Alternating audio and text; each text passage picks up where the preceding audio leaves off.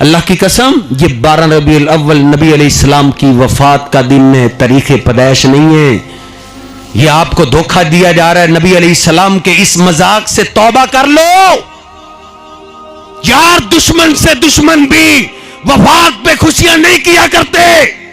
نبی علیہ السلام پیدا کس تاریخ کو ہوئے اس کا علم کسی کے پاس نہیں ہے، یہ تو اللہ نے علم ہی اٹھا لیا۔ یہ میرے پاس ڈاکٹر طاہر القادری کی کتاب ہے، انہوں نے اپنی کتاب کے اندر لکھا ہے کہ نبی علیہ السلام پیدا کس تاریخ کو ہوئے، اس میں تو بڑا اختلاف ہے۔ بعض کہتے ہیں سفر کا مہینہ تھا، بعض کہتے ہیں ربیع الاول کا مہینہ تھا، بعض کہتے ہیں ربیع الاخر کا مہینہ تھا۔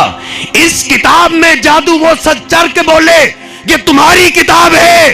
ڈاکٹر طاہر القادری لکھتا ہے کہ سیدنا عبداللہ بن عمر سے صحیح سند کے ساتھ ثابت ہے کہ نبی علیہ السلام کی پیدائش رمضان کے مہینے کو ہوئی ہے۔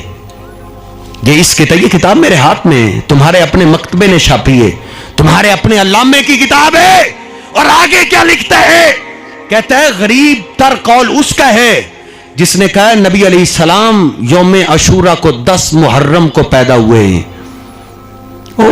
جس کے نام کا حلوہ کھاتے ہیں نا، 11ویں والے پیر نے غنیۃ الطالبین میں لکھا ہے کہ نبی علیہ السلام کی پیدائش 10 محرم کو ہوئی ہے۔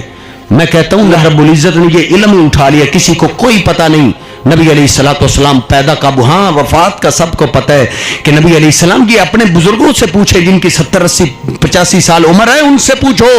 آج سے 25 30 40 سال پہلے 12 وفات کے جلوس نکلا کرتے تھے۔ جی ہمارا شکریہ ادا کرو کہ ہم نے تمہارے دماغ کی شریانیں کھولی۔ ہم نے کہا وفات کے جشن نہیں منائے جاتے، تو پھر تم نے اس کو ادھر یو ٹرن لیا اور اس کو میلاد کا نام دے دیا۔ نہیں میرے محترم بھائیو، یہ 12 ربیع الاول وفات کا دن ہے۔